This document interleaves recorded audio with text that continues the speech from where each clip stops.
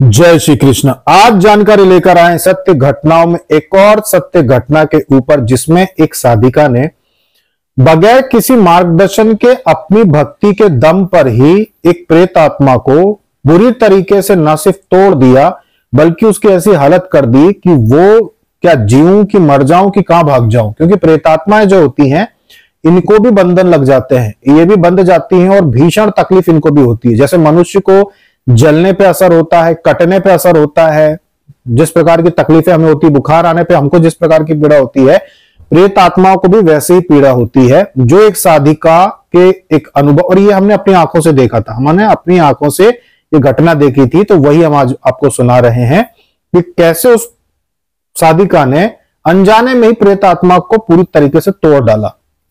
एक सेठ थे, एक बहुत बड़े सेठ थे, व्यापार था, अच्छा खासा व्यापार था, दुकानें, नीचे दुकानें थी, ऊपर घर था उनका, और गल्ले का और दूसरे भी बहुत प्रकार का, जैसे किराना का व्यापार था उनका, अच्छे बड़े व्यापारी थे, आध्यात्मिक थे वो। आध्यात्मिक होने की वजह से हमारे जो गुरु थे उनके पास वो आना जाना करते थे, गुरु के पास आते थे हमारे बैठक वगैरह के लिए, जब भी कोई दिक्कतें आती थी।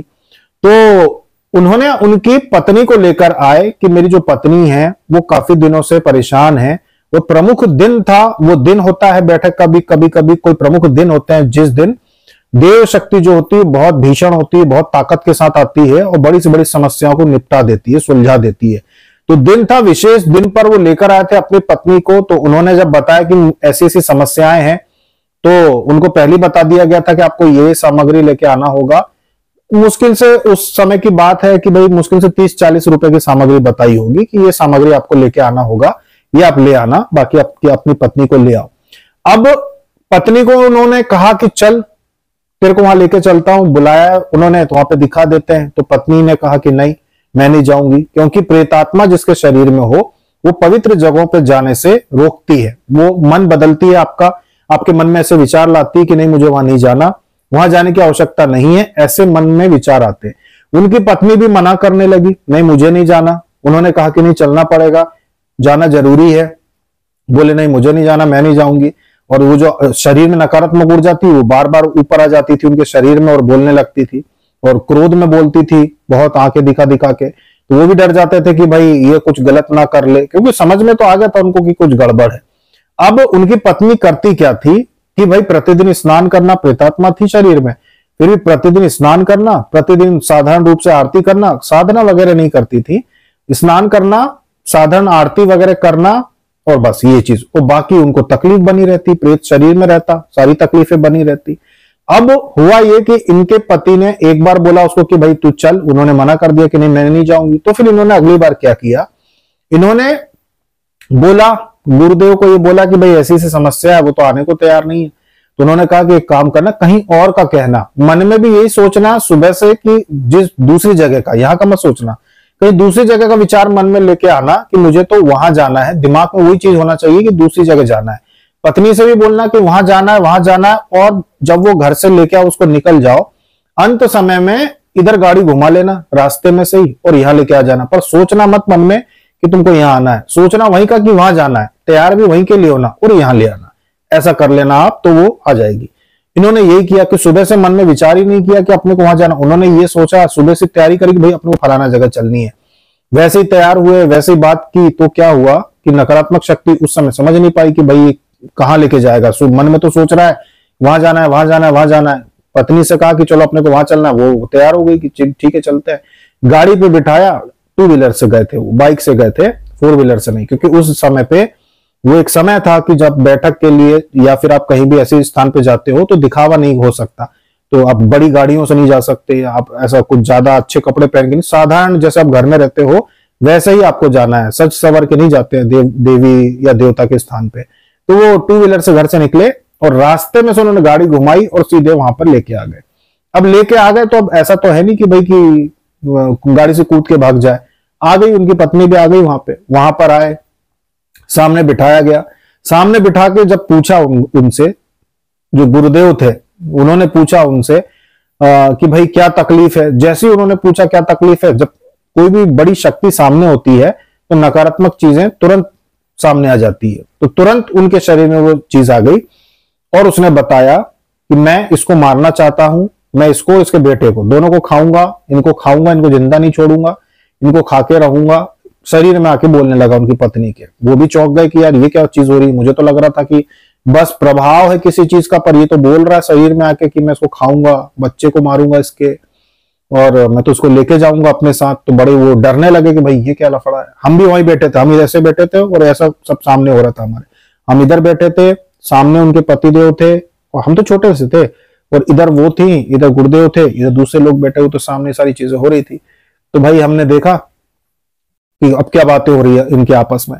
तो फिर उस प्रेत ने बोला कि भाई मैं इनके शरीर में फंस गया हूं। जब उन्होंने जो सामग्री बुलवाई थी वो लेके आए थे, जब सामग्री सामने रखी और बोला कि इसके शरीर को छोड़ के तू चले जा और इन चीजों में से एक चीज को भी उठा ले, जो सामग्री हम तेरे को बता रहे हैं इनमें से एक चीज को उठा ले, वही तेरी भेंट होगी, उसको ले और इसके शरीर को छोड़ के चले जा। तो उसने बताया कि मैं इसके शरीर में फंस गया हूं, मैं निकल ही नहीं पा रहा हूं, मैं तो पहले ही निकलना चाह रहा था कि निकल जाऊं उसके शरीर से, पर मैं इसके शरीर में फंस गया हूं। ये रोज आरती करती है, रोज दिया जलाती है, जिससे मेरा शरीर जो है पूरी तरीके से टूट गया है, मुझे इतनी तकलीफ होती है। वो प्रेत बोलता है कि उस प्रेत के शरीर में, क्योंकि वो सूक्ष्म तत्वों से बनता जरूर है, पर फिर भी उसको दंड मिलता है सूक्ष्म रूप से। किसी भी देवी देवता की अगर पूजा पाठ कोई व्यक्ति करता है तो उससे जो ऊर्जा बनती है ना देवी देवताओं की, वो नकारात्मक शक्तियों को दंड देती है। अब भाई ये तो फंस गया था शरीर में, क्योंकि पूजा पाठ वो करती थी शादी का और नियमित रूप से, तो वो भाग नहीं पा रहा था, बंध गया, उसका बंधन हो गया, बंध गया। अब वो बंध गया और बंध के तकलीफ होने लगी, उसको जलने लगा। वो रोज वो पूजा करती, रोज आरती करती, तो रोज उसका शरीर टूटता, उस प्रेत का भीषण शरीर टूटता। उसको तकलीफ होती तो वो इसको तकलीफ देता कि ये पूजा पाठ बंद कर दे, पर वो बंद ही ना करे। वो इसके शरीर में अंगड़ाई ले, अजीबो गरीब अपने दर्द निकाले, अजीबो गरीब आवाजें निकाले, क्योंकि उसको तो तकलीफ होती थी तो शरीर में आके वो अपनी तकलीफें दिखाता था कि भाई अंगड़ाई लेना, अजीबो गरीब आवाज निकाल। तो इनको लगता था कि भाई पत्नी को कोई तकलीफ है, पत्नी को क्या हो गया, जबकि वो तकलीफ होती थी उस प्रेत की जो शरीर में बंध गया था, भाग नहीं पा रहा था। फिर देव ने कहा कि इनमें से तू एक चीज उठा ले, मैं तेरे को मुक्त कर दूंगा यहाँ से, इसके शरीर से, और अब लौट के मत आना। उसने कहा ठीक। उसने उसी समय एक चीज उसमें से उठाई। 3-4 चीजें ऐसी होती हैं जिसको जो सामने वाले को दिखाई जाती है, जिसमें मिठाई होती है, नींबू होता है, और मिठाई भी अलग अलग प्रकार की होती है। तो ऐसी कुछ वस्तुएं दिखाई जाती हैं, उनमें से कोई भी एक वस्तु का चुनाव करके प्रेत अगर उठा लेता है तो फिर उसको उस शरीर में से जाना होता है, वही उसकी भेंट होती है, वो उसको लेकर चला जाता है शरीर से, फिर नहीं आता लौट के। तो उन्होंने भी एक वस्तु उसमें से उठाई और तुरंत साधारण हो गई, जैसे उठाई वैसे ही वो चला गया, प्रेत शरीर से छोड़ के निकल गया। जो बंधन हो गया था ना उसके ऊपर कि वो निकल नहीं पा रहा था और अंदर ही अंदर तड़प रहा था, क्योंकि रम चुका था, समय थोड़ा मिल गया उसको, तो वो शरीर में अच्छी तरीके से बैठ गया था, तो भाग ही नहीं पा रहा था। वो पूजा पाठ से इतना कस गया था वो, तो अब वो निकल गया शरीर से। वो निकल गया शरीर से तो बिल्कुल सामान्य हो गई, वो सामान्य हो गई। तो जैसे नहीं होता, जैसे हम थक जाते हैं, कहीं दौड़ लगा के आते हो, खूब थक जाते हैं, तो कैसे अपन बिल्कुल वैसे हो जाते हैं, ढीला शरीर हो जाता है, वो भी बिल्कुल ढीली हो गई वहां पे। फिर उनको पानी वानी पिलाया, उनको सबको सही किया, उसके बाद फिर वो सामान्य होके घर गई। वो तो वो तकलीफ फिर उनकी दूर हो गई, क्योंकि ये चीजें होती हैं। अगर कोई भी व्यक्ति घर में दैनिक भी पूजन पाठ कर रहा है, आरती वगैरह कर रहा है, और कोई चीज नकारात्मक शरीर में है या आपके घर में है, तो उसको भीषण तकलीफ होती है। अगर कोई बंधन नहीं है घर पे, किसी देवी देवता का कोई बंधन नहीं, कुछ नहीं, तब तो निकल के भाग जाएगा। पर अगर कोई बंधन है और वो बंध गया, तो वहीं धीरे धीरे, अब इनके शरीर में भी यही होना था कि वो प्रेत शरीर में ही टूटता जा रहा था, शरीर में ही उसको भीषण तकलीफ हो रही थी, पर वो भाग नहीं पा रहा था कि निकल जाऊं, वहीं वहीं उसको तकलीफ हो रही थी, क्योंकि बंध जाते हैं कई बार। अब उनके साथ भी यही हुआ। तो अगर आप घर में दैनिक पूजा पाठ कर रहे हो, आरती कर रहे हो, दिया जला रहे हो, इससे भी नकारात्मक शक्तियों को तकलीफ होती है, इससे भी उनको प्रभाव पड़ता है, क्योंकि सात्विक काम कुछ भी घर में हो रहा हो, दिया भी लगा रही है आपकी पत्नी अगर घर में, तो नकारात्मक चीजों को तकलीफ होगी ही होगी। तो इसीलिए पूजा पाठ का, अध्यात्म का कोई भी काम अगर आप घर में करते हो, तो उससे नकारात्मक शक्तियों को तकलीफ निश्चित रूप से होती है।